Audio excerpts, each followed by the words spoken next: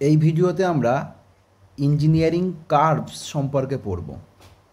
দেখো, এই যে কার্ভসগুলো কীভাবে তৈরি হচ্ছে তা যদি আমরা দেখি, দেখা যাবে তোমরা কোন, যাকে তোমরা ক্লাস 10-এ পরিমিতিতে পড়ে এসছো, শঙ্কু। তোমরা ক্লাস 10-এ পড়ে এসছো কি শঙ্কু। তোমরা দেখেছো একটা মোচার পিছনের অংশটাকে যদি এরকমভাবে কাটা হয় তাহলে শঙ্কু তৈরি করে। ঠিক রাজমিস্ত্রিরা যখন কাজ করে ওলন বলে একটা জিনিস ব্যবহার করে, এরকম সুতো দিয়ে তারা মেজারমেন্ট করার জন্য, এটা হলো শঙ্কু। বিয়ে করার সময় বর যে টোপর পরে যায় সেটা হলো শঙ্কু। শঙ্কুর যদি দেখা হয় কি কি থাকে, শঙ্কুর নিচের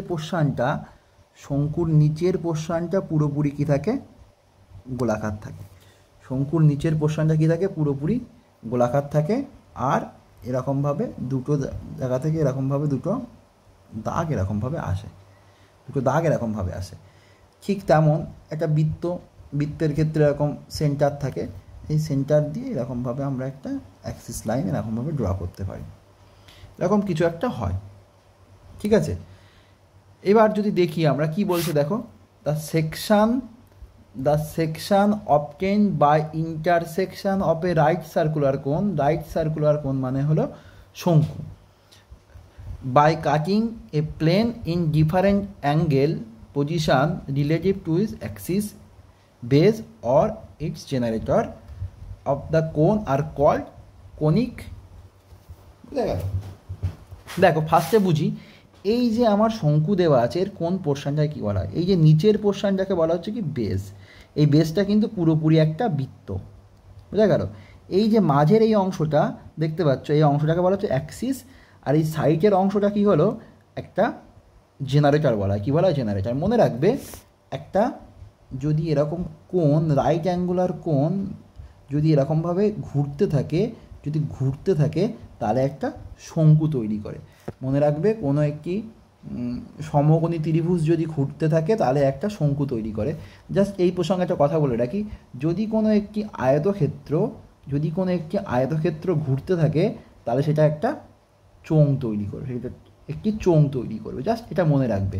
তাহলে একটি আয়তক্ষেত্রের রেভলিউশন হলে একটা চোঙ তৈরি হবে, একটি সমকোণী ত্রিভুজের রেভলিউশন হলে এখানে আমাদের একটি শঙ্কু তৈরি হবে। তাহলে এই শঙ্কুর যে টপ পোর্শন তাকে বলা হচ্ছে অ্যাপেক্স বা ভার্টেক্স। এই দাগটাকে বলা হচ্ছে আমার, এই মানে অ্যাপেক্স থেকে ভার্টেক্স বেস পর্যন্ত যে লাইনটা আছে তাকে বলা হচ্ছে অ্যাক্সিস। আর এই সাইডের এই দাগগুলোকে বলা হচ্ছে জেনারেটর। বোঝা গেল। নিচে সেটা লেখা আছে, a right circular cone is a cone having it axis perpendicular to is base. এই যে অ্যাক্সিসটা এই বেজের সাথে পারপেন্ডিকুলার, অর্থাৎ এই যে অ্যাঙ্গেলটা হবে কত ডিগ্রি, 90 ডিগ্রি। পারপেন্ডিকুলার মানে 90 ডিগ্রি, অর্থাৎ এই যে শঙ্কুর বেজের সাথে এই অ্যাক্সিসটা কত ডিগ্রি কোণ করে আছে, 90 ডিগ্রি কোণ করে আছে, যাকে বলা হচ্ছে পারপেন্ডিকুলার। প্রতিটা অডের মানে বুঝতে হবে। The top point of the কোন ইজ কল্ড অ্যাপেক্স। এই যে টপ পয়েন্টটাকে বলা হচ্ছে কি, টপ পয়েন্টটাকে বলা হচ্ছে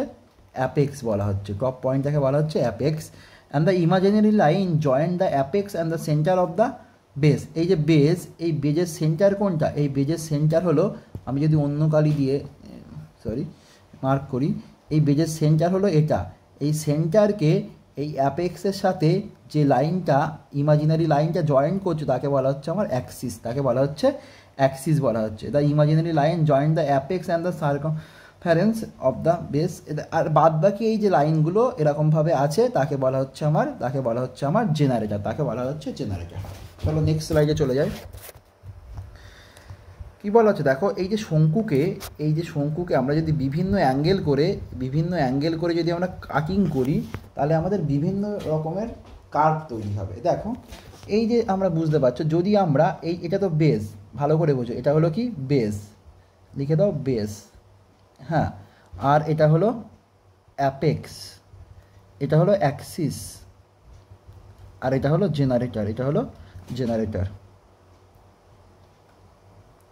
দেখো, যদি এই যে ফার্স্ট এ দাগটাকে যদি আমরা দেখি, এটা কীভাবে আছে বলো তো, এটা বেজের সাথে কীভাবে আছে, দেখো প্যারালাল করে আছে না, সমান্তরালভাবে আছে। তাহলে এ সেকশনটা কী করেছে, দেখো বেজের সাথে জেনারেটর কী করেছে, এটা হলো বেজের সাথে প্যারালালভাবে করেছে, parallel to base, parallel to base. তাহলে সেক্ষেত্রে কী তৈরি হবে? বৃত্ত তৈরি হবে। দেখো একটা এরকমভাবে একটা তোমার কি আছে, একটা চোঙ আছে, সরি শঙ্কু আছে, ধরো মোচা, এই মোচার যদি এখান থেকে তুমি আবার কেটে দাও, তাহলে এই যে সারফেসটা তৈরি হবে, এই সারফেসটাও কিন্তু একটা বৃত্ত হবে। সারফেস জাস্ট একটু কল্পনা করো, এই সারফেসটাও একটা বৃত্ত হবে, সেটা এখানে বলা হচ্ছে। ঠিক আছে, এবার দেখো, এবার কি বলে যে বিবি সেকশনটা, B B section cutting the plane cut at generator and not parallel, মানে এটা প্যারালাল করেছিল বাট এটা কিন্তু প্যারালাল করে নেই, কারোর সাথে প্যারালাল করে নেই, কারোর সাথে প্যারালাল করে নেই। এরকম যদি হয় তখন কী হবে? ইলিপস তৈরি হবে। ইলিপস মানে বৃত্তটাকে দেখতে কেমন হয়? এমন হয়। আর ইলিপস দেখতে কেমন হয় বলো তো? উপবৃত্ত বলা হয় যাকে, উপবৃত্ত। হ্যাঁ, ইলিপস দেখতে এমন হয়, ডিম্বাকার এক কথায় বলতে গেলে। পুরোপুরি ডিম দেখতে কিন্তু পুরোপুরি ইলিপসের মতন হয় না, বাট তুমি ডিম্বাকার ধরে চলতে পারো। তারপর দেখো, এটা হলো জেনারেটর, ভালো করে বোঝো, এই দাগটা জেনারেটর। এই জেনারেটরের সাথে এই দাগটা প্যারালাল করে আছে। এই সিসি দাগটা কীভাবে আছে? জেনারেটরের সাথে প্যারালাল করে আছে। যদি জেনারেটরের সাথে প্যারালাল করে থাকে, প্যারালাল টু জেনারেটর, তাহলে সেক্ষেত্রে কী তৈরি করবে? প্যারাবোলা তৈরি করবে, প্যারাবোলা। হ্যাঁ, আমরা ড্রয়িংগুলো করবো পরে। তারপরে দেখো, তারপরে কি বলছে, দা তারপরে কি দ্য কাটিং ডিডি পোর্শনটা, ডিডি কি বলছে দেখো, the cutting plane cut the base and angle to the axis and that of the angle made by the generator of the cone আর হাইপারবোলা। দেখো এটা কী করছে, দেখো এটা জাস্ট আমি যদি দেখি, স্মলেস্ট অ্যাঙ্গেল তৈরি করছে, এর সাথে একটা স্মল অ্যাঙ্গেল তৈরি করে করছে, বোঝা গেল? স্মল অ্যাঙ্গেল তৈরি করে যদি করে, বা বেজের সাথেও যদি স্মল অ্যাঙ্গেল তৈরি করে থাকে, বেজ অ্যান্ড স্মল অ্যাঙ্গেল তৈরি করে অ্যাক্সিসের সাথে, তাহলে সেক্ষেত্রে সেটা কী হচ্ছে? হাইপারবোলা। কী হচ্ছে? হাইপারবোলা। ঠিক আছে, আর লাস্ট এই ই লাইনটা কী হচ্ছে? এই লাইনটা প্যারালাল হচ্ছে, কার সাথে প্যারালাল হচ্ছে বলো তো? অ্যাক্সিসের সাথে প্যারালাল। তাহলে সেক্ষেত্রে কী হচ্ছে? সেক্ষেত্রে হচ্ছে হলো আমার rectangular hyperbola, rectangular hyperbola, rectangular hyperbola. Okay, আর সবার লাস্ট, যদি আমি এই বরাবরই কাট করি, এই অ্যাক্সিস লাইন বরাবরই যদি কাট করি, তাহলে সেক্ষেত্রে কি হবে? সেক্ষেত্রে একটা ট্রায়াঙ্গেল তৈরি হবে। তোমরা এটা এক্সপেরিমেন্ট করতে পারো। বাজার থেকে একটা মোচা কিনে আনবে, মোচা কিনে এনে বিভিন্ন পোর্শনে তোমরা কাট করে করে দেখতে পারো। ঠিক আছে, বিভিন্ন পোর্শনে কাট করে করে দেখতে পারো, দেখবে। আমি তাহলে আরেকবার এটাকে আমি রিভাইজ করানোর চেষ্টা করছি। যদি বেজের সাথে যদি প্যারালাল হয়, সেক্ষেত্রে কী হবে? বেজের সাথে যদি প্যারালাল, দ্বারা আমি একটু মুছে দিই এটা, তাহলে বুঝতে তোমাদের সুবিধা হবে। এই বেজের সাথে যদি প্যারালাল হয়, তাহলে সেক্ষেত্রে হবে সার্কেল। ওকে, আর যদি কি হচ্ছে, যদি প্যারালাল না হয়, এরকম অ্যাঙ্গেল করে থাকে, তাহলে হচ্ছে ইলিপস। যদি জেনারেটরের সাথে যদি প্যারালাল করে হয়, তাহলে সেক্ষেত্রে হচ্ছে প্যারাবোলা। আর তার থেকে স্মল অ্যাঙ্গেল করলে হচ্ছে হাইপারবোলা। আর যদি অ্যাক্সিসের সাথে যদি প্যারালালভাবে থাকে, তাহলে সেক্ষেত্রে হচ্ছে রেক্ট্যাঙ্গুলার হাইপারবোলা। আর যদি এরকম অ্যাক্সিস লাইন বরাবর কাট করে, তাহলে সেক্ষেত্রে হচ্ছে আমাদের ট্রায়াঙ্গেল। এগুলো ভাইবার জন্য বা ইন ফিউচার ইন্টারভিউয়ের জন্য খুবই গুরুত্বপূর্ণ। দেখো নেক্সট স্লাইডে আমরা দেখানোর চেষ্টা করেছি, এই যে ত্রিমাত্রিক দেখানোর চেষ্টা করেছি। দেখো বেজের সাথে আমাদের প্যারালাল করে কি তৈরি করছে? সার্কেল তৈরি করছে, তোমরা এখান থেকে দেখতে পাচ্ছ এটা। তারপরে ইলিপস তৈরি হচ্ছে, দেখো ইলিপসটা দেখছে, দেখো উপবৃত্তাকার হচ্ছে, পুরোপুরি বৃত্তাকার না। তারপরে নেক্সট এটা হলো প্যারাবোলা, নেক্সট হলো প্যারাবোলা। আর এটা হলো তোমার হাইপারবোলা, আরও বেশি অ্যাঙ্গেল করে আছে। আর রেক্ট্যাঙ্গুলার হাইপারবোলা যখন অ্যাক্সিসের সাথে যখন প্যারালাল করে কাটা হচ্ছে, আর যখন এটা পুরো অ্যাক্সিস দিয়ে কাট করছে, তখন সেটা হচ্ছে ট্রায়াঙ্গেল। ওকে, আমরা এই তিনটে ছবিকে ছোট্ট করে আমরা একটা ভিউতে দেখানোর চেষ্টা করি। দেখি একটা ভিউতে ছটা ছবিকে আমরা একটা ভিউতে দেখে কি বলছে এখানে। এটা হলো সার্কেল, এটা হলো ইলিপস, এটা হচ্ছে প্যারাবোলা, এটা হচ্ছে হাইপারবোলা, রেক্ট্যাঙ্গুলার হাইপারবোলা, আর হলো ট্রায়াঙ্গেল। ওকে, চলো আমরা নেক্সট স্লাইডে চলে যাই। নেক্সট স্লাইডে আমরা এখানে একটা খুবই গুরুত্বপূর্ণ থিওরি পড়ব, খুবই গুরুত্বপূর্ণ থিওরি আমরা এখানে লিখে এটা পড়ব। এখান দিয়ে আরেকটা কথা আমি বলি, যখন আমরা ইলিপস ড্রয়িং করব বা প্যারাবোলা বা হাইপারবোলা ড্রয়িং করব, আমাদের এরকম একটা জিনিস করতে হবে, জাস্ট তোমরা মনে রাখো, জাস্ট অন সেকেন্ড, আমাদের এরকম একটা করতে হবে। সেক্ষেত্রে তোমাদের এটা মনে রাখা দরকার। দেখো এরকম যখন হবে, তখন সেক্ষেত্রে তোমরা মনে রাখবে, এই যে দাগটা, লম্বা দাগটাকে বলা হয় ডাইরেক্ট্রিক্স,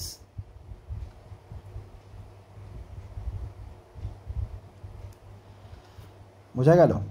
আর এখানে দুটো পয়েন্ট থাকবে, এই পয়েন্টটা হবে ভার্টেক্স, এখানে একটা পয়েন্ট থাকবে ফোকাস। জাস্ট লিখে রাখো, পরে কাজে লাগবে এটা, হ্যাঁ কাজে লাগবে। ঠিক এখানে আমরা যে একটা ইম্পর্ট্যান্ট জিনিস পড়বো, সেটা খুবই গুরুত্বপূর্ণ, এসেন্ট্রিসিটি। এসেন্ট্রিসিটি যাকে স্মল ই দিয়ে রিপ্রেজেন্ট করা হয়। এসেন্ট্রিসিটিকে কী দিয়ে রিপ্রেজেন্ট করা হয়? ই দিয়ে রিপ্রেজেন্ট করা হয়। আমরা যেমন স্কেলের চ্যাপ্টারে একটা খুবই গুরুত্বপূর্ণ সংজ্ঞা পড়েছিলাম, আরএফ, রিপ্রেজেন্টেটিভ ফ্র্যাকশান, এর ক্ষেত্রেও এই এসেন্ট্রিসিটির কথাটা খুবই গুরুত্বপূর্ণ। কি বলা হচ্ছে দেখো, it is the ratio between distance of any point from, আমি লিখে নিই পরে বোঝাচ্ছি, from focus to the distance of the same point from directrix. বোঝা গেল? ইট ইজ ডিনোটেড বাই, যা কিন্তু ভাইভাতে ধরতে পারে, এক্সটার্নাল ভাইভাতে ধরা উচিত। দেখো দুটো জিনিস কি বলা হচ্ছে, এই যে আমার এই যে হাইপারবোলা তৈরি হয়েছে বা প্যারাবোলা তৈরি হয়েছে, এগুলো একাধিক পয়েন্ট নিয়ে নিয়ে তৈরি হয়েছে। এখানে কী হয়, distance of any point from focus two distance of the same point from the directrix. ধরো আমি এখানে একটা পয়েন্ট ধরে নিলাম, এই P3 পয়েন্টটা, হ্যাঁ এই P3 পয়েন্টটা এই ফোকাস থেকে কত দূরত্বে আছে, আর এই P3 পয়েন্টটা এই ডাইরেক্ট্রিক্স থেকে কত দূরত্বে আছে, এদের যে অনুপাতকে বলা হবে এসেন্ট্রিসিটি। ঠিক এখানে যদি দেখো, এই P2 পয়েন্টটা এই ফোকাস থেকে কত দূরত্বে আছে আর এই ডাইরেক্ট্রিক্স থেকে কত দূরত্বে আছে তাদের অনুপাত। ধরো আমি এখানে একটা পয়েন্ট নিলাম, ওকে, পয়েন্ট নিলাম হলো এ পয়েন্ট, এই এ পয়েন্টটা এই ফোকাস থেকে কত দূরত্বে আছে সেটা বাই, আমি যদি ফোকাসটাকে যদি এফ ধরি, এটাকে যদি ডাইরেক্ট্রিক্স ধরি, অ্যাকচুয়ালি তাহলে কী হচ্ছে, A F by A D, মানে এ পয়েন্টটা ফোকাস থেকে কত দূরত্বে আছে এ এফ, আর এ পয়েন্টটা ডাইরেক্ট্রিক্স থেকে কত দূরত্বে আছে এ ডি, এদের অনুপাতকে বলা হচ্ছে এসেন্ট্রিসিটি। তাহলে কী হচ্ছে, equal to distance of any point from focus আর ডিস্ট্যান্স অফ সেম পয়েন্ট, মানে যে এনি পয়েন্ট যেখানে নেবো সেটাই হলো এই সেম পয়েন্ট ফ্রম ডাইরেক্ট্রিক্স। খুবই গুরুত্বপূর্ণ। ওকে, এখানে একটা জিনিস মনে রাখতে হবে তোমাদের, তিনটে জিনিস very very very very important, তিনটে জিনিস আমাদের করতে হবে, মনে রাখতে হবে। হাইপারবোলার ক্ষেত্রে ই এর মান সর্বদা একের বেশি হবে, প্যারাবোলার ক্ষেত্রে ই এর মান সর্বদা একের সমান হবে, আর ইলিপসের ক্ষেত্রে কী হবে, একের থেকে ছোট হবে। ইলিপস কথাটা ছোট বলে একের থেকে কম হচ্ছে, প্যারাবোলা একের সমান সমান হচ্ছে, হাইপারবোলা আরও অনেক বড়, এইভাবে মনে রাখতে পারো, এই জন্য এটা একের থেকে বেশি হচ্ছে। এই জিনিসগুলো আমাদের পড়তে হবে। মোটামুটি এটাই হলো থিওরি, বোঝা গেল?